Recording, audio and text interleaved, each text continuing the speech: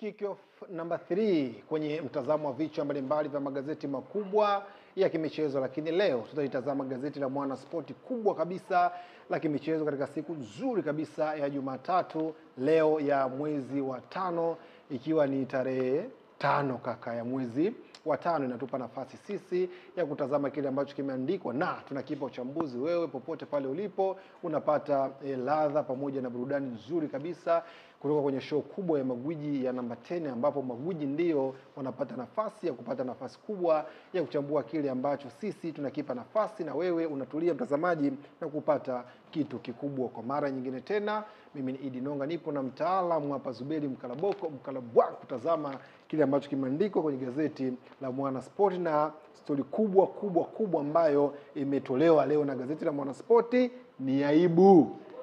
Madudu ya waamuzi yachafua wengi, TFF bodi zijisafishe tuhuma hizi. Kwa kawaida matukio yanaweza kusababisha refa ongeze muda, ni mabao na shangwe zake. Mabadiliko ya wachezaji, matibabu kwa wachezaji, ikiwa imetolewa hizo sababu za huenda ikawa sababu kubwa ya kupotezwa kwa muda. Sasa habari picha hapo, unamuona rais wa TFF kwa maana shirikisho la kabumbu hapa nchini TFF, Wallace Karia, lakini pia mmoja kati ya mchezo ni wa Prisons dhidi ya Young Africa, Ibrahim Baka akifunga bao la mkono lile kama la mkono wa Mungu lofunga Maradona miaka mingi iliyopita katika kombe la dunia.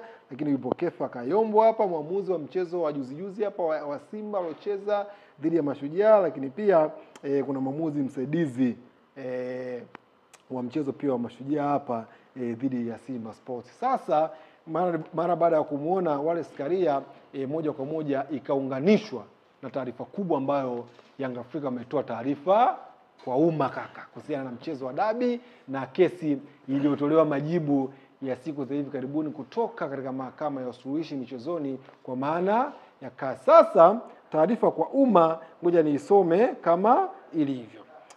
Inasema kuwa uongozi wa klabu ya Young Africa unapenda kutaarifu umma kuwa umepokea majibu kutoka mahakama ya kimataifa ya usuluhishi wa michezo kwa maana ya CAS kuhusu kesi ya nambari ya 2025/11/298 kama ambavyo mwanamichezo na mtazamaji unaiona kwenye runinga yako hapo kupitia TVE. CAS imeielekeza Young Africa kurudi kwanza kwenye kamati za ndani za soka ili kushughulikia kesi yetu kabla ya kurudi kwao kwa ajili ya hatua za rufaa. Lakini kutokana na uonevu, uvunjwaji mkubwa wa kanuni na upendeleo dhahiri kwa baadhi ya timu unaoendelea kufanywa na mamlaka za soka Tanzania, uongozi wa Yanga hauna imani na hauko tayari kupeleka shauri hilo kwenye mamlaka ambazo zinatenda dhuluma. Aidha, uongozi wa klabu ya Yanga unapenda kuujulisha umma kuwa msimamo wa klabu yetu ya mchezo nambari 184 wa ligi kuu msimu huu uko pale kuwa hautashiriki kwenye mchezo huo kwa namna yoyote ile. Wanayanga wote watakuwa tayari kuipambania haki yao kivyovyote vile ili kukomesha dhuluma na uvunjwaji mkubwa wa kikanuni unaoendelea kufanywa na mamlaka za soka kwa maslahi mapana ya maendeleo ya soka nchini. Young Africa kwa jumla tu, kwa lugha ya kawaida, hawatocheza huu mchezo wa marejeano licha ya CAS kuwataka warudi kwenye mamlaka zao za soka ili maamuzi mengine yafanyike. Taarifa msipokeaje ama unazichambuaje hizi Zuberi Mkalaboko? Mosi, Yanga hawataki mtuhumiwa kuwa hakimu ambaye ni TFF. Ni TFF na bodi ya ligi kwa sababu katika maelezo yao unaona moja ya kitu ambacho kinawaumiza ni taarifa ya bodi ya ligi wakati wakitoa ufafanuzi wa taarifa ya CAS kwa kusisitiza mchezo namba 184 utakuwepo. Wakati katika madai ya Yanga moja ya eneo ambalo wamelielekezea majibu yao na hoja zao ni mchezo namba 184 hawataucheza mpaka upatiwe majibu uliahirishwa kwa kanuni gani. Sasa kingine nadhani unapotaja mamlaka za soka ndani ukiondoa bodi ya ligi ni TFF. Na TFF tulisema mwanzo mvutano baina ya Yanga na TFF ilitokana na kauli za rais wa TFF ndugu Wallace Karia ambaye katika ufafanuzi wake moja ya kitu ambacho waliona ni kama malalamiko au madai ya Yanga ni ya kupuuzwa kwa maana ya kipuuzi kwa namna ambavyo aliwanasibisha na utoto. Sasa kwa muktadha mzima majibu ya taarifa ya bodi ya ligi siku ya Ijumaa yakielekeza maelekezo ya CAS na kusisitiza mchezo huu utachezwa, unaona ni kama Yanga wamerudia pale pale kwamba wao na imani ya mchezo hakuna, kwa sababu hawana mpango wa kucheza mchezo. Lakini pia katika maombi yao walikuwa wanaomba bodi ya ligi ijiuzuru, lakini pia utakumbuka katika maombi yao walikuwa wanataja pia thamani ya fedha za kurudishwa ambazo walitumia katika gharama milioni 500. milioni 500. Sasa ukiangalia kwa mjumuifu wote na malalamiko haya yote, kiini chake tu ni kupuuza kusikilizana. Kupuuza kusikilizana ndio kunafanya kila mtu mwache kuaminiana. Sasa hili halitokei kwa bahati mbaya. Hili linatokea kwenye yale maeneo ambayo tusema, mnapoacha kuwajibika mnaanza kuwajibishana. Sasa hivi kila mmoja anataka kumwajibisha mwenzake kwa nafasi yake. Young Africans kama club haitaki kuingia kwenye dosari kwamba wao wanakubaliana na kile kitu ambacho hawakuweza kusikiliza. Kwa sababu mwanzo yale maombi ya kutokuwa na imani na bodi ya ligi yalikuwa yanaelekezwa TFF. Lakini kauli ya rais wa TFF na kuyapelekea maombi ya Yanga kama ni kitu ambacho cha ajabu ndio imeongeza maajabu. Sasa nini tunarudi kusema? Bado tuna viongozi ambao hawawezi kutatua matatizo. Matokeo yake matatizo yanakuwa sehemu ya matatizo. Sasa hiyo yote tukirudi pale pale, Young Africans wana madai yao, TFF wana nafasi yao, bodi ya ligi walilalamikiwa. Mtu aliweza kukaa na kutuliza hii hali ilikuwa ni TFF, bodi ya ligi, Young Africans. Baada ya kusikilizana nadhani wangepata mwafaka. Lakini sasa hivi imegeuka kuwa ni vita, kila mtu kusimamia namna anavyomwajibisha mwenzake. Sasa nani atatusaidia hapa? Kama viongozi tuliokuwa nao ndio wameamua hivi. Kwa sababu hata taarifa ya juzi ya bodi ya ligi ilikuwa inaendelea kusimamia msimamo wake ambao walikuwa nao tangu awali. Taarifa ya Young Africans tulioiona sasa inasimamia msimamo wao ambao walikuwa nao tangu awali. Maana yake hakuna mahala palikobadilika. Ndio tunarudi ile kwamba ni kama karai la kupikia vitumbua, mtu kakaa kule, huyu kakaa huku, kila kitumbua kinaiva kwa wakati wake. Ndicho ambacho tunakiona kwenye muktadha mzima ambao tunaliona sasa. Sasa unadhani kwa nini hivi? Nadhani tunaposema mara nyingi kwamba tunahitaji viongozi jasiri, hodari, watulivu katika kuyaendea mambo magumu, kuyafanya mepesi, vipimo ndivyo katika nyakati kama hizi. Uongozi sio nafasi tu. Uongozi wakati mwingine ni kuwajibika kwenye nafasi katika nyakati zote ngumu na nzuri. Kwa hii hali inayoendelea, hii ni kuchafua amani na fikra za watu. Kwa sababu sasa hivi tunalitekeleza jambo kama ushabiki. Viongozi wameingia kwenye ushabiki. Baada ya kukaa kulitatua, wameingia kwenye ushabiki. Wameingia kila mtu asimame na mamlaka yake. Sasa mamlaka zikiwa zinakinzana, asimame na mamlaka yake. Ni kitu kipi ambacho kitaunganisha hizo mamlaka?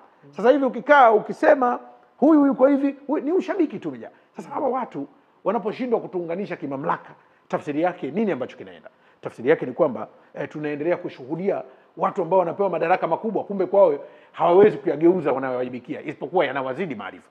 Kitu ambacho sidhani kama pale TFF panakosa. Juzi nilikuwa nasema mahala kwamba Rais Karia apunguze mikono kwenye mabega. Mikono kwenye mabega, bwana sikiliza mibaya sana. Mpira huu wa kwake, hivi virabu hivi kinachoendelea cha kwake, na hakuna mtu ambaye mimi nadhani anakosa imani naye. Ila tu ni kwamba kudhani kwamba tukirudi mezani tutaonekana wanyonge. Siku zote uhodari mkubwa ni pamoja na kuwa mtulivu kwenye kusikiliza watu. Sasa hapa watu hawataki kusikilizana. Kila mtu mbabe. Nadhani watasaidiwa mpira huu. Hawa muda so mrefu. Alikuja waziri Vita ya Kambale, kila mtu alikuja waziri mwanzo kawasikiliza. Magamba Kabudi. Na hapa tunapokwenda hapa. TFF itaendelea kuwepo bila Karia. Young Africans itaendelea kuwepo bila hawa viongozi wengine.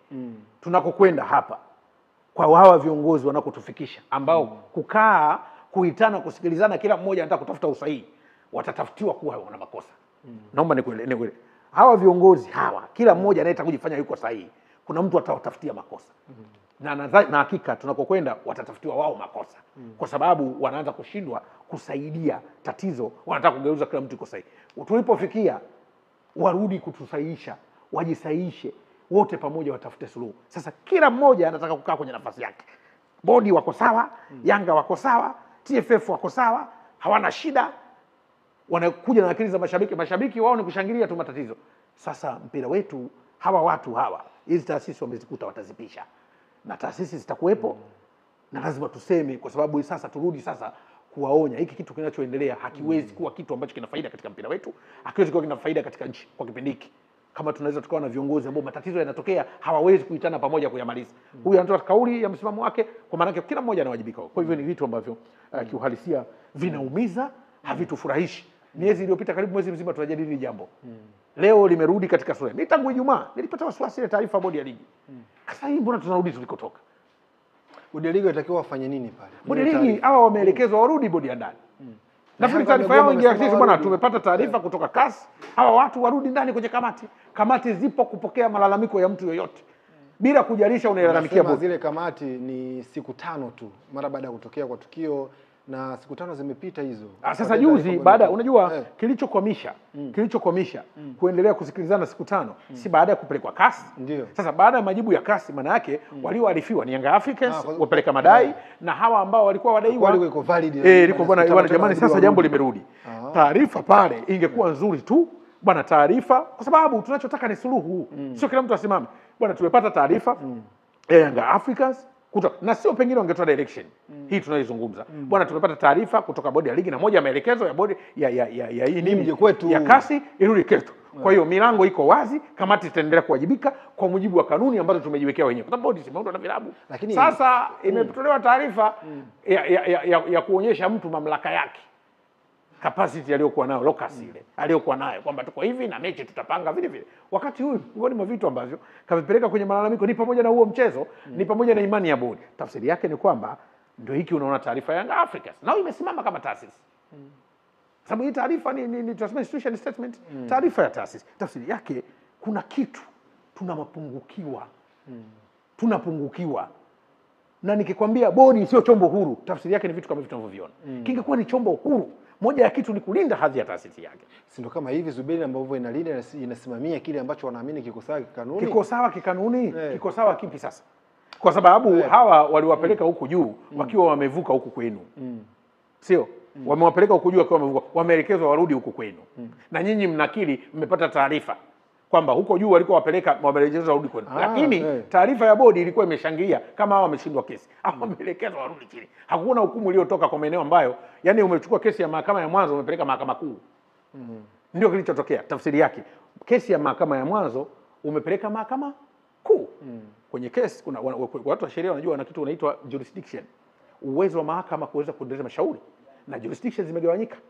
Kuna territorial, utakuta exclusive, extended, exclusive jurisdiction zimegawanyika, mahakama ya ardhi, mahakama ya nini, mahakama zinakwenda hizi zipo katika. Sasa wewe umetoa kesi ya mahakama ya mwanzo, umepeleka mahakama ya wilaya. Mahakama ya wilaya anakuambia hii ilibidi uanzie kule. Sasa hapa kuna kushinda kesi. Sasa mahakama ya wilaya anakuambia sasa huku wewe unakokuja huku. Huku unakokuja huku. Huku sisi tushakuhukumu mkuu. Wewe njoo uwajibike. Baada ya kwa bana njoo kama una kesi leta mahakamani tukusikilize. Kwa hiyo unagundua bado ni ule ushabiki. Ndio unaotufikisha hapa. Na yale tunaokuwa tunahisi kwamba ndani kuna ushabiki ndio unapima hizi taarifa za hivi vilabu. Na Zuberi, hiki ambacho kinatokea na hiki ambacho Young Africa wamekuwa nacho na msimamo nao, inawezekana ni mbegu ambayo ilipandwa dhidi ya timu hizi mbili kubwa, dhidi ya mamlaka za soka mpaka kuwa na misimamo ya aina hii. TFF ni chombo kikubwa, vilabu inaonekana kwani vinakuwa vina nguvu dhidi yao. Nadhani kuwa chombo kikubwa haina maana utendi haki. Maana uje ndo baba na mama. Sasa kuwa chombo kikubwa kisha kwamba bwana hiki umekosea fanya hivi. Sasa kukosea inabidi utii useme bwana ni kweli. Ni kweli. Sasa kukosea kwa mzazi liwe ni kosa. Lakini mzazi asikufanyie makosa alafu adhanisha kwa sababu ya mzazi. Kilichoonekana hapa mzazi anataka kuwa mzazi tu bila kujalisha ameshindwa kutimiza wajibu gani. Kosa la kwanza. Kwa sababu hizi ni taasisi sio mzazi. Kwanza usio mfano wa baba na mama huko. Lakini TFF iko kikanuni, Yanga ipo kikanuni. Ngoja. Najua tutofautishe, tunaleta mifano ambayo haifanani. Hii mifano sio ya baba na mama. Yanga ni taasisi, ina associate na TFF kikanuni, ina associate na bodi ya ligi kikanuni. Kwa hiyo wote hawa wanakaa kwa mujibu wa taratibu. Baba na mama kuna wakati mtu anachukulia kwamba mimi sasa nimekuzaa, kuna wakati sasa niongee kama babako. Lazima atakwambia, atatafuta anwani sasa niongee kama babako. Lakini hapo kusema niongee kama TFF. TFF majukumu yake yapo kikanuni dhidi ya Young Africans. Young Africans kwa TFF wanajua, bodi ya ligi wanajua. Kwa hiyo minajiri yao yote inaendeleana kwa kufuata kanuni. Kwa hivyo jambo lolote kama linakizana kikanuni mnakaa pamoja mnalifasiri. Sasa mmoja akiwa analalamikia jambo kama mnakizana kikanuni inabidi mkae pamoja mlifasiri, mpate muda wa kukaa kufasiri. Sasa mmepata wapi huo muda? Ndio huu ambao tulikuwa tunadhani wangeitana wakutane wamalize. Lakini sasa hivi kila mmoja akasimamia upande wake. Ndio haya tunayoona huyu anatoa statement hii. Sawa, tumalizie na para ya 3 kwenye barua hii ambao wameandika Young Africa ambao wanasema kutokana na uonevu, uvunjwaji mkubwa wa kanuni na upendeleo dhahiri kwa baadhi ya timu unaonyesha kufanywa na mamlaka za soka, uongozi wa Yanga hauna imani na hauko tayari kupeleka shauri hilo kwenye mamlaka ambazo zinatenda dhuluma. Inaonekana hizo timu nyingi ambazo zinatajwa Sio jina la timu. Kwa sababu timu ni nyingi maana sio ambao tunaamini inawezekana ikawa ni Simba, kwa timu ni nyingi. Au kutaka kuimplicate mtu. Nadhani kwa nini ukutajwa hiyo timu ambayo ilikuwa ni sababu ya haya kutokea? Nadhani kwa nini ilikuwa hivyo? Hiyo ni taarifa, huwezi kuimplicate mtu, ushahidi wake utakuwa wapi? Lakini unapotaja upendeleo lazima useme wewe umebanwaje. Sasa wao upendeleo kwao wanaona wamebanwaje, nafikiri wanazo sababu zao za kueleza, nadhani kwenye yale maombi yao ambayo wamelalamika ndio wanakodhani hawakutendewa haki. Lakini ndio nilikosema pale. Hao watu hawana imani na mtuhumiwa kuwa hakimu. Unaona msimamo wao kwenye paragrafu ya mwisho. Wanasema aya ya mwisho. Wana Yanga wanasema aidha uongozi wa Yanga, hapana, wana Yanga wote watakuwa tayari kupambana. Hapana, hapa wanasema hauna imani na hauko tayari kupeleka shauri hilo kwenye mamlaka ambazo zinatenda dhuluma. Washasema wanatendewa dhuluma. Ndio fasili yake. Ndio fasili yake, kwa maana kwamba hawaamini chochote, hawaelewi lolote, wala hawakubali mazungumzo yoyote ama mijadala yoyote dhidi ya mamlaka ambao wanaituhumu, na yenyewe haikubaliani na nafasi ya kuwasikiliza. Sasa hilo ni eneo gumu, ni eneo sio jepesi. Unaweza ukawa unabeza kwa sababu unaona taarifa, lakini kiutendaji Yanga Africans na TFF na bodi ya ligi wameingia kwenye mzozo mkubwa ambao ni mkubwa kweli, ambao unaweza ukatubadilishia. Sasa sio kubadilishia, unaweza kuondoka na mpira wenyewe, ndio unaweza kuondoka na watu. Lazima tuseme, kwa sababu mpira sio wa viongozi, mpira ni wa watu, ni mpira wa watu ndio sio. Sasa mapungufu kwenye mpira yetu tunayaona. Uongozi wa TFF uliopita ilikuwa kama hivi mimi nakwambia ili zonge, nasema kabisa ili mambo akaibuka huko, tunasema taasisi hawa wote wamezikuta. Sanga Yanga Afrika wanaondoka watu, huko wanaondoka watu, kwa sababu tunakokwenda wanaharibu utulivu wa nchi na mijadala. Sababu mpira lazima tuseme kweli, tunakutuharibia utulivu wa nchi, na tunaelekea kwenye uchaguzi mkuu, na sio uchaguzi tu ili tunazungumzia utulivu sasa wa kimamlaka. Sababu ndio nini sasa, kama viongozi wanatokea Kenya, mambo makubwa wamefuatilia Kenya kwenye football. Sasa ujivuni kutokusikilizana, kila mtu kujiona hakuna mtu anayepata mamlaka sehemu yoyote bila kupita kwenye misingi ya dola na taratibu zake. Lazima tuwakumbushe wasijisahau. Hakuna mtu yoyote anayepata mamlaka bila kupita kwenye misingi ya dola na taratibu zake. Iwe kwenye mpira huko, iwe kwenye maeneo mengine yote.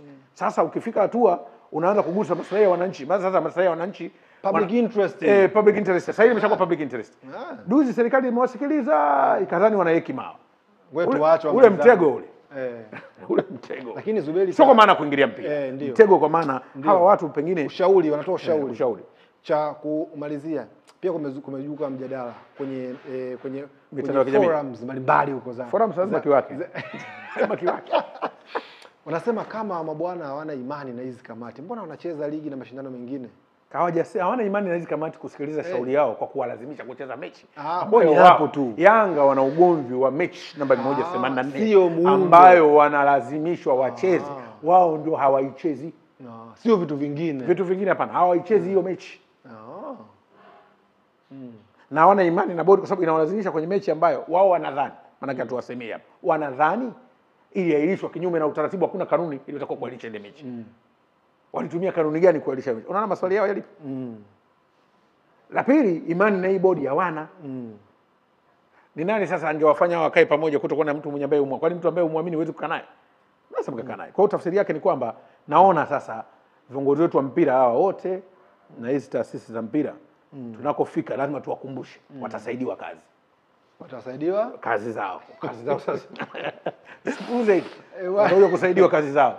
Bwana, katika upande wa nyuma kwenye gazeti la Mwanaspoti unasema unamtaka Alaba wai kajibebe faster. Hii ni taarifa kubwa ambayo Real Madrid wataitoa siku za hivi karibuni kuwa wana mpango tena wa kuendelea na David Alaba kuna kikosi hiko. Lakini taarifa nyingine ni kitu hiki akikubaliki, nahodha kocha Arsenal waachana mastaa mara baada ya Arsenal kupoteza mchezo wa ligi kuu soka nchini England na EPL mara baada ya kupoteza dhidi ya Bournemouth. Nilikuwa na Zuberi Mkanaboko. Hii taarifa ipo kwenye review, kwa hiyo relax bwana Zuberi. Taarifa kubwa, Yanga Afrika wameiteka show yetu hapa.